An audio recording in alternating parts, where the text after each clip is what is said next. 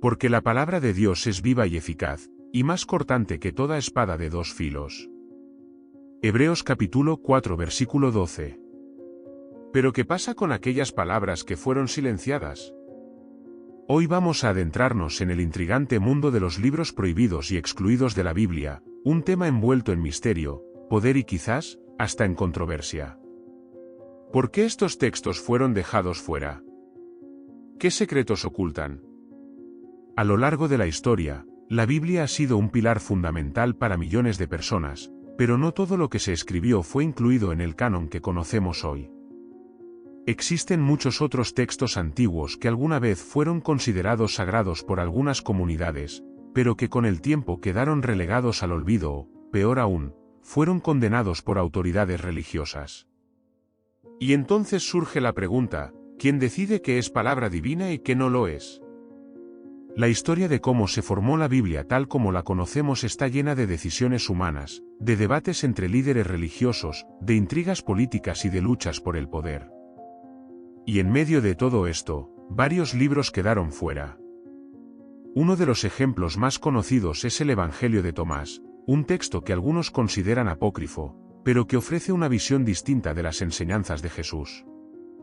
Mientras que los evangelios canónicos, Mateo, Marcos, Lucas y Juan, nos presentan la vida de Jesús a través de relatos históricos y milagros, el Evangelio de Tomás se enfoca en las palabras y enseñanzas de Jesús, con un estilo más cercano a la sabiduría filosófica. Curiosamente, este Evangelio no menciona la crucifixión, la resurrección ni los milagros. ¿Por qué un relato así no fue aceptado? Quizás porque contradecía la teología emergente de los primeros siglos del cristianismo, o tal vez porque ofrecía una interpretación más mística de Jesús, una que no encajaba con la estructura eclesiástica que estaba tomando forma en aquellos tiempos. Otro texto fascinante es el libro de Enoc, un antiguo relato judío que contiene visiones celestiales y una narrativa apocalíptica. Enoc, una figura mencionada brevemente en el Génesis, es llevado al cielo y es testigo de misterios que pocos mortales podrían comprender. Este libro describe la rebelión de los ángeles, su caída y cómo engendraron gigantes con mujeres humanas. La riqueza de detalles sobrenaturales y la influencia de seres celestiales en el destino de la humanidad hicieron que este libro fuera enormemente popular en algunas comunidades judías y cristianas primitivas. De hecho, es citado en la Epístola de Judas en el Nuevo Testamento. ¿Por qué entonces fue excluido de la Biblia? Algunos estudiosos creen que su contenido era demasiado polémico, demasiado fantástico, y podía desviar la atención de los principios teológicos centrales. Además, su énfasis en los ángeles caídos y el juicio final presentaba una visión del cosmos que no todos los líderes religiosos estaban dispuestos a aceptar. Pero no fueron solo los textos con contenido sobrenatural o místico los que fueron apartados. Algunos libros quedaron fuera simplemente por decisiones políticas y teológicas. El proceso de canonización fue largo y complejo, y en varios concilios se discutió acaloradamente qué libros debían ser considerados como inspirados por Dios y cuáles no. El resultado final fue una colección de libros que reflejaban las creencias y necesidades de las comunidades que los aceptaron. Pero, ¿qué tal si algunos de estos textos prohibidos contienen verdades que nos han sido ocultadas deliberadamente? Es aquí donde el misterio se vuelve aún más profundo. Pero, ¿quiénes fueron los que tomaron estas decisiones? ¿Cómo se determinó qué escritos serían considerados como sagrados y cuáles serían condenados al olvido? Para entender esto, tenemos que remontarnos a los primeros siglos del cristianismo, un tiempo en el que la Iglesia aún no estaba formalmente establecida como la institución poderosa que conocemos hoy. Era un periodo de gran diversidad teológica, donde distintas comunidades cristianas interpretaban de manera diferente los textos que circulaban sobre la vida y enseñanzas de Jesús. Cada grupo tenía sus propios escritos, y no todos estaban de acuerdo en qué libros debían considerarse inspirados por Dios. El proceso de formación del canon bíblico fue gradual, pero marcado por la necesidad de unificar la doctrina. Durante los primeros 3 siglos después de Cristo, los líderes de la Iglesia debían enfrentarse a la proliferación de textos y corrientes de pensamiento que cuestionaban la ortodoxia emergente. Es aquí donde entra en juego el Concilio de Nicea, en el año 325 después de Cristo, convocado por el emperador Constantino. Aunque este concilio no se centró directamente en la creación del canon, sí estableció las bases para la uniformidad teológica. Poco después, empezaron a aparecer listas oficiales de los libros que serían aceptados en la Biblia. Y aquellos textos que no encajaban con la visión oficial fueron descartados, tachados de heréticos, o simplemente olvidados con el paso del tiempo. Uno de los textos que cayó en el olvido fue el Evangelio de María Magdalena. Aunque apenas se conservan fragmentos de este Evangelio, su contenido sugiere una relación cercana entre Jesús y María Magdalena, mucho más allá de lo que describen los evangelios canónicos. Este texto también resalta un papel protagónico de las mujeres en la comunidad cristiana primitiva, algo que contradice las estructuras jerárquicas y patriarcales que se desarrollaron con el tiempo.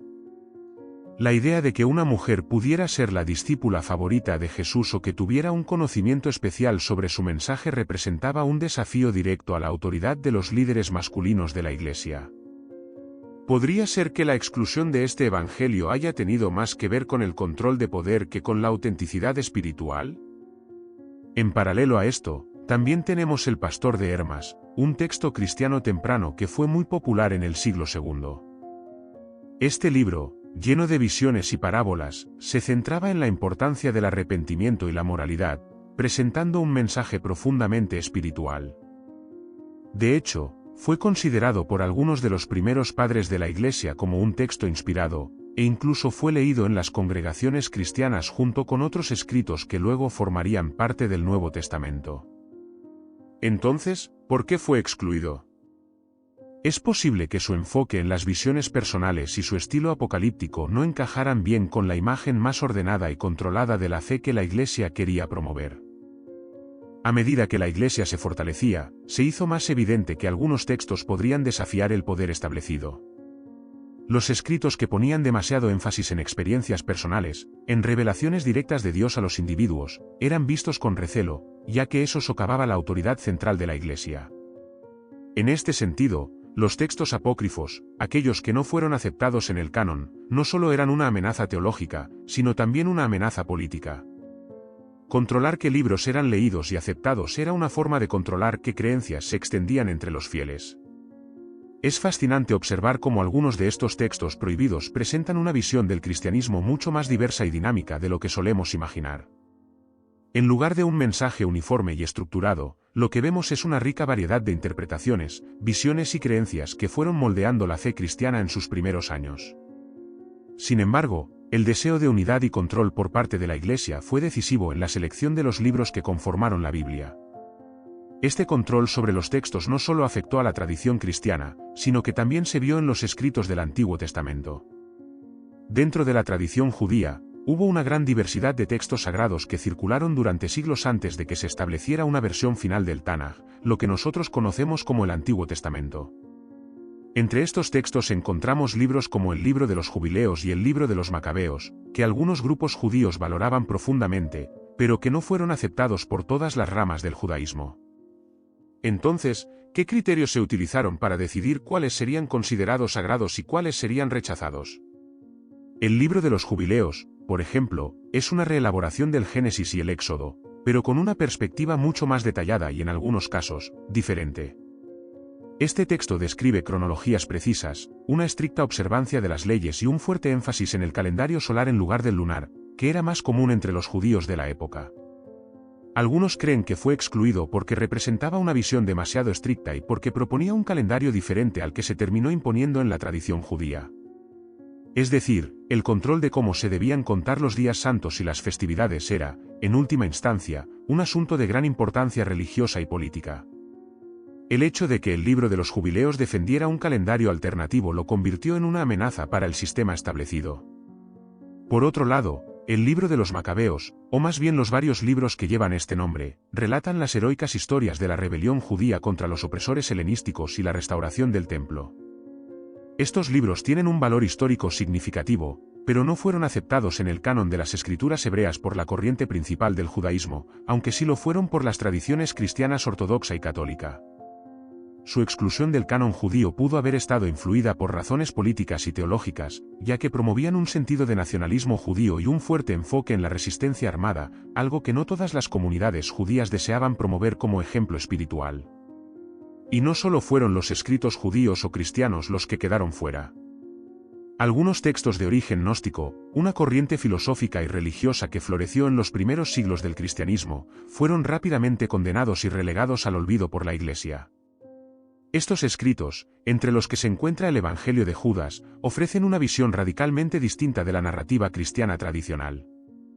En este Evangelio, Judas no es el traidor que conocemos, sino el discípulo más cercano y leal de Jesús, quien lo traiciona bajo sus propias instrucciones para cumplir un propósito divino más elevado. Este tipo de reinterpretación de los hechos no solo desafiaba la enseñanza oficial de la Iglesia, sino que también ponía en tela de juicio la noción de pecado, traición y redención tal como se había establecido. Lo fascinante del gnosticismo es que, en lugar de ver a Dios como una figura externa que dicta normas, pone un énfasis profundo en el conocimiento interior, el gnosis, como el camino hacia la salvación. Para los gnósticos, el mundo material era visto como una trampa creada por un demiurgo, un dios inferior, y el verdadero Dios solo podía ser conocido a través de la sabiduría espiritual, algo que resonaba en muchos de los textos que fueron descartados. Este tipo de ideas eran vistas como herejías peligrosas por la Iglesia emergente, que buscaba consolidar una teología más estructurada y accesible para las masas, lo que resultó en la condena y destrucción de muchos de estos escritos. Otro ejemplo interesante es el Apocalipsis de Pedro, un texto que, al igual que el Apocalipsis de Juan que se encuentra en el Nuevo Testamento, describe visiones del juicio final. Sin embargo, en el Apocalipsis de Pedro, se presenta una imagen más explícita y aterradora del castigo de los pecadores, algo que fue considerado por algunos líderes eclesiásticos como demasiado extremo para ser parte de la doctrina oficial. Este texto también incluye elementos de misericordia que no se encuentran en el Apocalipsis de Juan, como la posibilidad de que los condenados, tras un tiempo en el infierno, puedan ser redimidos y llevados al cielo. Esta idea de una redención posterior al castigo fue demasiado controvertida para ser aceptada en la enseñanza oficial de la Iglesia, que prefería una visión más definitiva del juicio divino. En este cruce de caminos entre control doctrinal, poder político y diversidad de interpretaciones espirituales, muchos textos valiosos fueron eliminados del canon. Cuando hablamos de los textos excluidos de la Biblia, también debemos mencionar un aspecto importante: los manuscritos del Mar Muerto. Descubiertos en 1947 en una serie de cuevas cerca de Qumran, estos manuscritos arrojan luz sobre la diversidad de creencias y prácticas dentro del judaísmo en el periodo anterior al nacimiento de Jesús.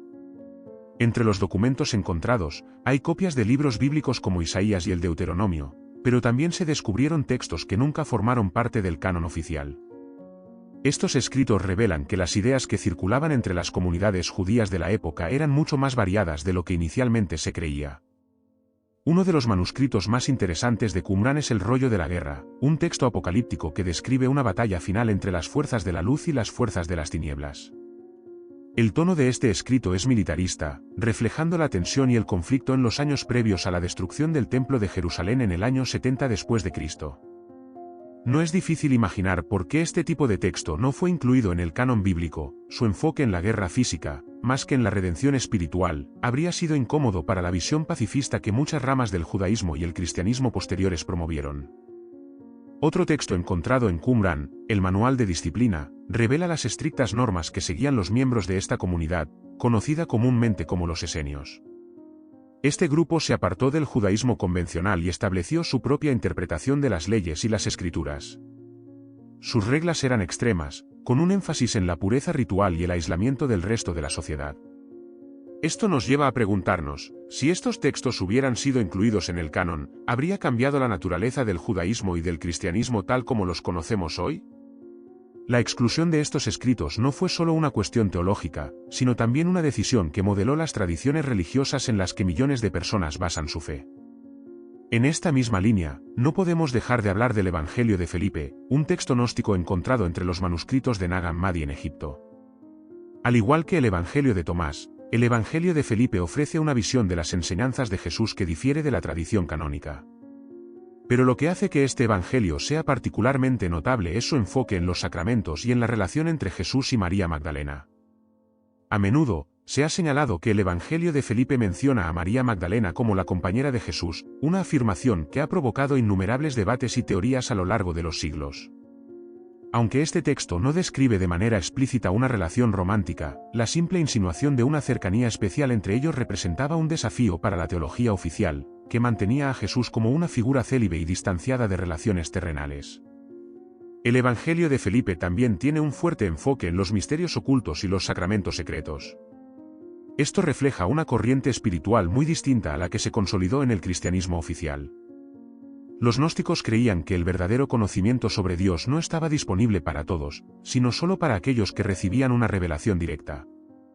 Este enfoque elitista y místico chocaba con la visión de una iglesia abierta y accesible, y quizás fue una de las razones por las que textos como este fueron tachados de heréticos.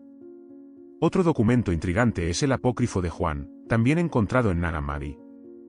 Este texto ofrece una explicación del origen del universo completamente diferente a la narrativa de la creación que encontramos en el Génesis. En lugar de un solo Dios creador benevolente, el Apócrifo de Juan presenta un sistema de dioses y emanaciones en el que el demiurgo, una deidad menor e imperfecta, es responsable de la creación del mundo material. Esta visión gnóstica del cosmos, donde el mundo físico es visto como una trampa o prisión, contrasta drásticamente con la visión más positiva de la creación que encontramos en la Biblia canónica. Para los gnósticos, la salvación no consistía en esperar el reino de Dios en la tierra, sino en escapar de este mundo hacia una realidad espiritual superior. Un mensaje así tenía el potencial de socavar la autoridad de la Iglesia, que se centraba en la redención y en la esperanza de un futuro reino divino. Estos textos excluidos no solo representan diferentes interpretaciones teológicas, sino que también nos invitan a reconsiderar la complejidad de las creencias en los primeros siglos del cristianismo. Cada uno de estos textos ofrece una ventana a un cristianismo que pudo haber sido, pero que fue desviado en favor de una versión más ortodoxa y unificada. Es posible que algunos de estos textos hayan sido excluidos no porque fueran menos auténticos, sino porque ofrecían interpretaciones que no servían a los intereses de la autoridad religiosa emergente. La historia de la Biblia que conocemos hoy no es solo la historia de lo que se incluyó, sino también de lo que fue deliberadamente dejado fuera. En medio de esta vasta colección de textos excluidos, también encontramos aquellos que, aunque no fueron aceptados en el canon oficial, continuaron teniendo una profunda influencia en las creencias de muchas comunidades cristianas. Uno de estos es el Evangelio de Nicodemo, también conocido como los Hechos de Pilato. Este texto relata la pasión y resurrección de Cristo, pero lo hace desde una perspectiva que amplía el relato tradicional de los evangelios. En particular, incluye una sección detallada sobre el descenso de Jesús al infierno, un tema apenas mencionado en los textos canónicos. El descenso de Jesús al infierno es una doctrina que aparece de manera marginal en la teología cristiana, mencionada brevemente en las cartas de Pedro, pero en el Evangelio de Nicodemo se nos ofrece una narrativa mucho más elaborada. Según este texto, tras su crucifixión, Jesús baja a los reinos de los muertos, donde libera a los justos que estaban esperando su llegada, desde Adán hasta los profetas del Antiguo Testamento. Este relato es especialmente poderoso porque proporciona una imagen de redención universal, una segunda oportunidad para aquellos que vivieron antes de la llegada de Cristo. Sin embargo, la idea de un segundo juicio y la posibilidad de redención para los muertos generó debates teológicos que incomodaban a la Iglesia en su intento de establecer una doctrina más clara y definitiva sobre el destino de las almas. Otra figura central que emerge en los textos apócrifos, pero que es marginal en el canon oficial, es la del apóstol Santiago, el justo, hermano de Jesús. En textos como el Evangelio de los Hebreos y el Protoevangelio de Santiago, se presenta a Santiago como una figura clave en la Iglesia primitiva, alguien con una autoridad igual o incluso superior a la de Pedro o Pablo. Santiago fue el líder de la Iglesia en Jerusalén, y su énfasis en la observancia de la ley judía contrasta fuertemente con el enfoque más gentil y abierto de Pablo. La importancia de Santiago en estos textos plantea una pregunta intrigante: ¿hubo un conflicto más profundo entre las primeras comunidades cristianas, una pugna entre aquellos que querían mantener la conexión con las tradiciones judías y aquellos que buscaban una nueva identidad para el cristianismo? En la narrativa oficial del Nuevo Testamento, especialmente en los Hechos de los Apóstoles, se menciona a Santiago, pero su rol se diluye frente a la figura de Pedro y, sobre todo, de Pablo, cuyo enfoque hacia los gentiles fue decisivo para la expansión del cristianismo. Tal vez, algunos de estos textos apócrifos que exaltan a Santiago fueron excluidos porque reflejaban una versión del cristianismo más vinculada al judaísmo, algo que la Iglesia quería dejar atrás en su esfuerzo por consolidar una identidad propia. El Protoevangelio de Santiago, además, introduce una narrativa detallada sobre el nacimiento y la infancia de María, la madre de Jesús, ofreciendo una explicación sobre su pureza y su vida previa a la concepción de Cristo.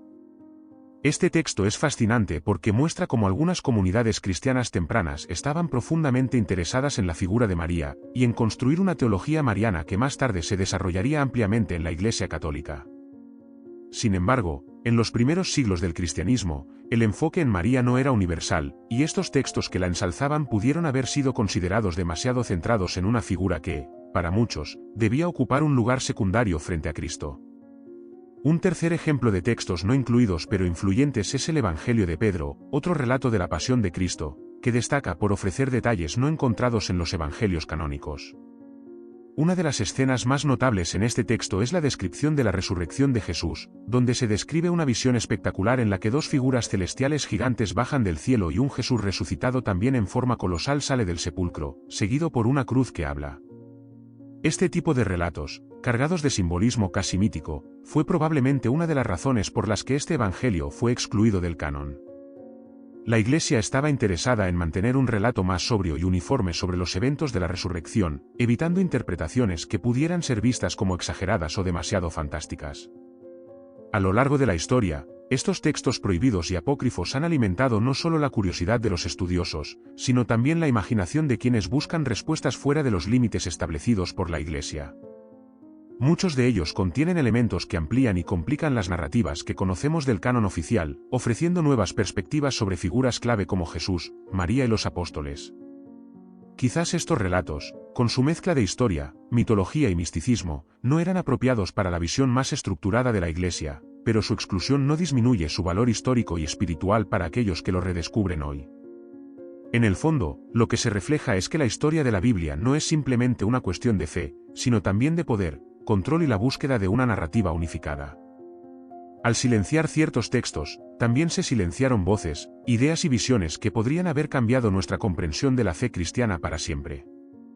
Uno de los casos más fascinantes y debatidos entre los textos excluidos de la Biblia es el Evangelio de Tomás, un texto que, a diferencia de los evangelios canónicos, no narra la vida o los eventos en torno a Jesús, sino que presenta una colección de 114 dichos o logia atribuidos a él. Este evangelio, descubierto en 1945 en la localidad egipcia de Nag Hammadi, ofrece una perspectiva completamente diferente de las enseñanzas de Jesús, alejada de los milagros y las parábolas que conocemos en Mateo, Marcos, Lucas y Juan. Aquí, Jesús aparece como un maestro de sabiduría gnóstica, que guía a sus discípulos hacia el conocimiento espiritual interior. Lo que llama la atención del Evangelio de Tomás es su marcado énfasis en la importancia del conocimiento interno o gnosis como el camino hacia la salvación.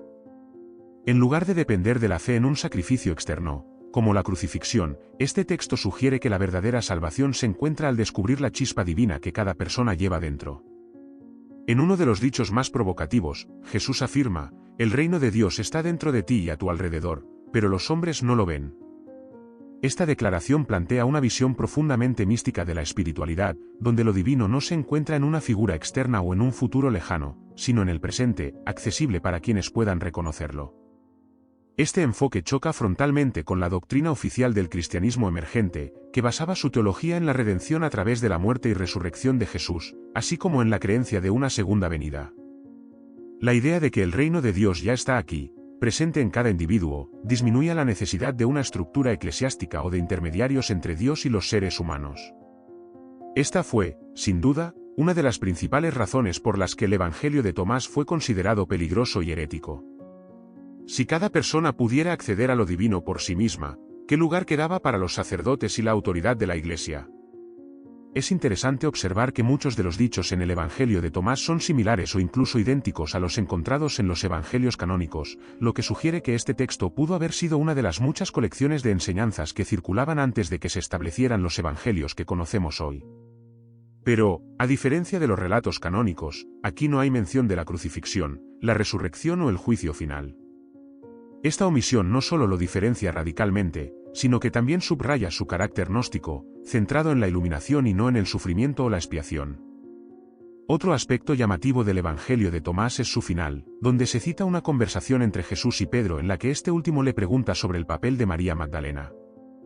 Jesús responde con una frase críptica, diciendo que guiará a María para que se haga varón, lo que podría interpretarse en un sentido simbólico, como la superación de las diferencias terrenales entre hombres y mujeres en el camino hacia lo divino. Esta afirmación ha generado controversia y debate, ya que sugiere un nivel de inclusión y trascendencia de las normas de género que no se encuentra en los evangelios canónicos, y que podría haber resultado incómodo para una iglesia que estructuraba claramente los roles de hombres y mujeres. Además del Evangelio de Tomás, otros textos gnósticos también ofrecen visiones alternativas de la figura de Jesús y su mensaje. El Evangelio de María, aunque incompleto, es otro ejemplo de un texto que fue suprimido por la Iglesia oficial. En este Evangelio, María Magdalena es presentada no solo como una seguidora cercana de Jesús, sino como alguien que tiene una comprensión más profunda de sus enseñanzas que los demás discípulos. Cuando Pedro cuestiona su autoridad, María defiende su visión espiritual, subrayando la importancia del conocimiento directo que Jesús le confió. Este relato es especialmente revelador porque muestra una dinámica de poder entre los apóstoles, sugiriendo que hubo debates internos sobre quién tenía la autoridad para interpretar y enseñar las palabras de Jesús. El papel de María Magdalena en estos textos apócrifos no es solo el de una discípula privilegiada, sino también el de una figura clave en la transmisión del conocimiento espiritual. Esto contrastaba fuertemente con la imagen que la Iglesia posterior trató de imponer, relegando a María a un papel menor o asociándola erróneamente con la figura de una pecadora redimida.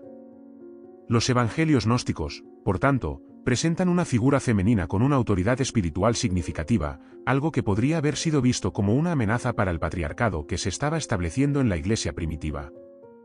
La exclusión de estos textos del canon no solo fue una decisión teológica, sino también una decisión política.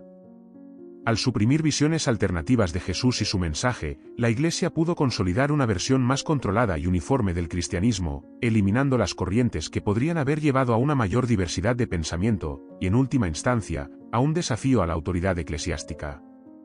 Sin embargo, gracias a descubrimientos como los de Nag Hammadi, hoy tenemos acceso a estos textos y podemos ver que la historia del cristianismo es mucho más rica y compleja de lo que el canon oficial nos ha transmitido.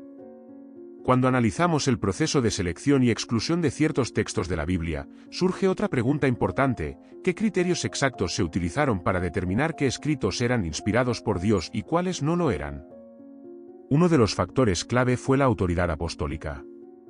La Iglesia primitiva consideraba que los textos aceptados debían haber sido escritos por apóstoles o por personas cercanas a ellos, es decir, aquellos que habían tenido contacto directo con Jesús. Sin embargo, este criterio presenta problemas desde un punto de vista histórico, ya que muchos de los evangelios apócrifos también se atribuían a figuras cercanas a Jesús o sus discípulos. Un ejemplo fascinante de esto es el Evangelio de Judas, otro texto gnóstico que fue descubierto en el siglo XX y que ofrece una visión completamente diferente de la traición de Judas Iscariote. En el canon oficial, Judas es retratado como el traidor definitivo, el hombre que entregó a Jesús a los romanos por 30 monedas de plata.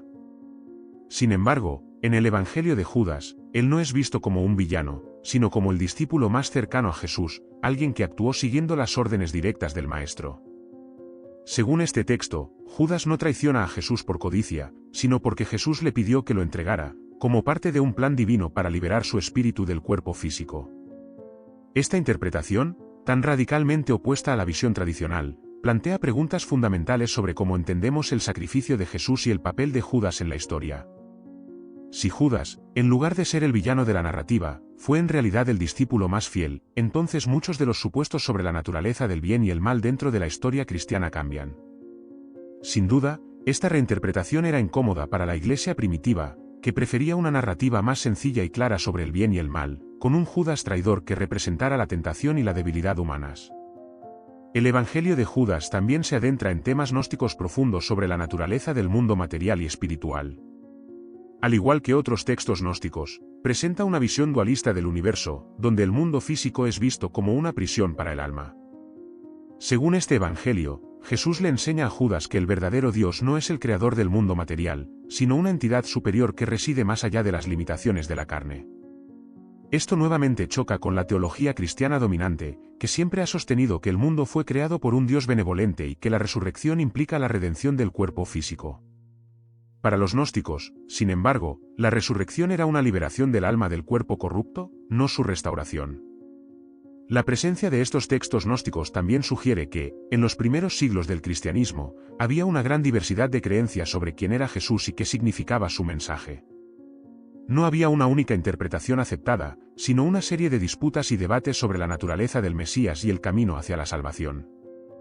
La decisión de excluir estos evangelios gnósticos no fue simplemente una cuestión de ortodoxia teológica, sino una forma de imponer una narrativa unificada que reforzara la autoridad de la Iglesia y limitara la proliferación de creencias alternativas.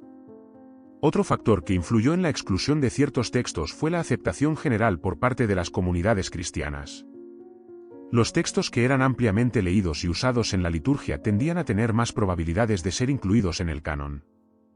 Esto fue en parte una cuestión práctica. La Iglesia necesitaba asegurarse de que las escrituras fueran coherentes y reconocidas por la mayoría de las comunidades. Sin embargo, también implicaba que ciertos textos que eran populares en regiones específicas o en sectas minoritarias no lograron ganarse el apoyo suficiente para ser aceptados en todo el imperio cristiano. Un ejemplo de esto es el Pastor de Hermas, un texto que fue extremadamente popular en las primeras comunidades cristianas y que incluso fue incluido en algunos de los primeros códices del Nuevo Testamento, como el Códice Sinaítico. Este escrito presenta una serie de visiones alegóricas y enseñanzas morales, y aunque no es un evangelio en el sentido estricto, fue muy influyente en su momento. El Pastor de Hermas promovía un cristianismo moralista y ético, centrado en el arrepentimiento y la vida piadosa, pero a pesar de su popularidad, fue excluido del canon oficial. ¿Por qué? Algunos estudiosos creen que su exclusión se debió a que no podía ser atribuido a un apóstol, lo que lo dejaba fuera de los criterios de autoridad apostólica. Además, ciertos textos, aunque populares, contenían enseñanzas que no se alineaban perfectamente con la teología emergente. El libro de Enoc es otro ejemplo notable. Aunque citado en la epístola de Judas, el libro de Enoc nunca fue aceptado en el canon cristiano occidental. Enoc describe con detalle la rebelión de los ángeles caídos y ofrece una visión elaborada del juicio final, que iba más allá de lo que la Iglesia primitiva estaba dispuesta a aceptar como doctrina oficial. Sin embargo, este texto fue muy influyente en las primeras tradiciones judías y cristianas, y sigue siendo parte del canon de algunas iglesias orientales. Cada texto que fue excluido del canon nos muestra que la Biblia, tal como la conocemos hoy, es el resultado de decisiones deliberadas, debates y, en algunos casos, luchas de poder. No se trató únicamente de discernir qué era verdadero o inspirado por Dios, sino también de construir una narrativa coherente y controlada que asegurara la estabilidad y la unidad de la Iglesia emergente. Al reflexionar sobre la exclusión de estos textos de la Biblia, es importante considerar no solo el contexto teológico, sino también el contexto histórico y social. La Iglesia primitiva no existía en un vacío. Se encontraba en una época de grandes cambios, con diversas corrientes religiosas, políticas e intelectuales en conflicto. El Imperio Romano, la creciente influencia de la filosofía griega y las tensiones entre judíos y cristianos emergentes, fueron factores que jugaron un papel crucial en la consolidación de lo que eventualmente sería el cristianismo ortodoxo. La creación de un canon no solo fue una respuesta a la necesidad de unificar las enseñanzas, sino también una estrategia para asegurar la supervivencia de una fe que, en sus primeras etapas, enfrentaba una persecución intensa y la posibilidad de fragmentación. Los concilios de la Iglesia, como el de Nicea en el año 325, no solo discutieron doctrinas fundamentales, como la naturaleza de Cristo y la Santísima Trinidad, sino también qué textos debían considerarse autorizados para la enseñanza y la liturgia. La decisión de excluir ciertos libros no fue tomada a la ligera, pero tampoco estuvo exenta de influencias políticas. Los obispos y líderes que asistieron a estos concilios estaban profundamente interesados en asegurar que el cristianismo se mantuviera cohesionado en un imperio tan vasto como diverso. En este punto, vale la pena destacar que la Biblia que conocemos hoy no fue un libro terminado de la noche a la mañana. Durante los primeros siglos del cristianismo, hubo debates acalorados sobre la validez de ciertos textos. Algunos libros que hoy consideramos parte integral del Nuevo Testamento, como el Apocalipsis o la Carta a los Hebreos, fueron objeto de grandes controversias antes de ser aceptados. De hecho, en algunas comunidades cristianas, el Apocalipsis fue rechazado durante siglos debido a su contenido profético, y en muchos casos, difícil de interpretar. Sin embargo, los textos gnósticos y apócrifos que hemos mencionado a lo largo de esta narración enfrentaron una resistencia aún mayor. ¿Por qué? Porque su mensaje amenazaba con desafiar el control doctrinal de la Iglesia. la idea de que cada individuo pudiera alcanzar la salvación a través del conocimiento interno, sin necesidad de intermediarios, socavaba el papel central de los sacerdotes y obispos.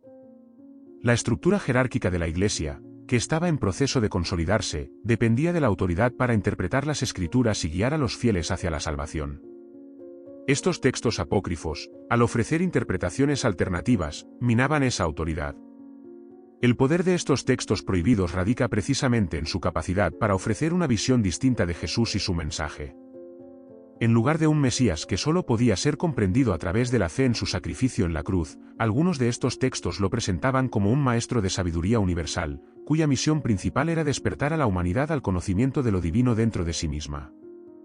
En muchos sentidos, estos textos ofrecían una espiritualidad más personal y mística, en contraposición a la estructura más institucionalizada que la Iglesia estaba comenzando a establecer.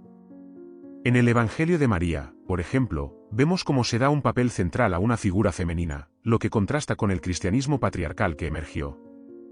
María Magdalena es retratada como una líder espiritual con una profunda comprensión de las enseñanzas de Jesús, mientras que los discípulos varones aparecen divididos, y en ocasiones, celosos de su sabiduría. Este tipo de visión no solo amplía nuestro entendimiento de las posibles dinámicas dentro del círculo íntimo de Jesús, sino que también sugiere que en las primeras comunidades cristianas había más espacio para la participación femenina de lo que la narrativa oficial dejó entrever. El Evangelio de Judas, al representar a Judas como un discípulo fiel que cumplió con la voluntad divina, también nos obliga a reconsiderar las ideas tradicionales sobre el bien y el mal en la narrativa cristiana. Si Judas no fue un traidor, sino un colaborador en el plan de Jesús, ¿qué dice eso sobre nuestra comprensión de la traición y el sacrificio? Este tipo de cuestionamiento era profundamente perturbador para una iglesia que estaba construyendo su doctrina sobre la base de la crucifixión y la redención. A lo largo de los siglos, la Iglesia mantuvo una firme postura sobre qué libros debían formar parte del canon y cuáles debían ser rechazados. Sin embargo, la historia de estos textos excluidos nunca desapareció por completo. Los descubrimientos de Nag Hammadi en el siglo XX reavivaron el interés por estas escrituras prohibidas, revelando una rica y diversa tradición cristiana que, aunque suprimida, continuó influyendo en la espiritualidad de muchas personas. Hoy en día, estos textos nos ofrecen una ventana fascinante a un tiempo en el que el cristianismo estaba en su forma más fluida y variada, antes de que la ortodoxia cerrara la puerta a interpretaciones alternativas.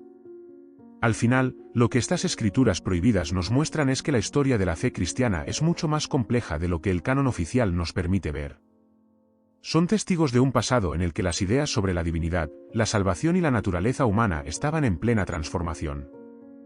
Aunque estos textos fueron excluidos y olvidados por muchos, su redescubrimiento nos invita a reconsiderar y expandir nuestra comprensión de los orígenes del cristianismo.